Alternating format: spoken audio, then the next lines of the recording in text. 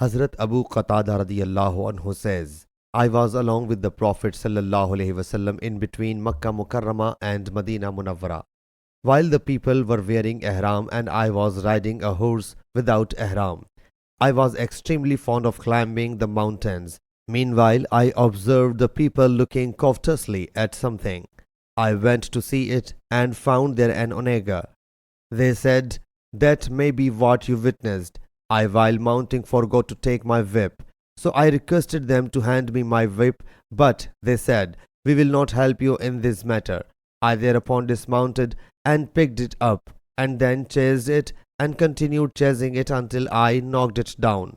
I then came back to them and asked them to load and fetch it, but the people replied that they would not even touch it. So I loaded and fetched it to the people. Some of them refused, but some of them ate of it. I said to the people, I will ask the Prophet sallallahu alaihi wasallam its ruling concerning you. So I reached him sallallahu alaihi wasallam and narrated him the whole episode. He sallallahu alaihi wasallam thereupon said to me, do you have any remaining portion of it? I submitted yes. He sallallahu alaihi wasallam said, eat it, for it is a food which Allah Jalla Jalaluhu has fed you. Sahih Bukhari, Hadith number 5492.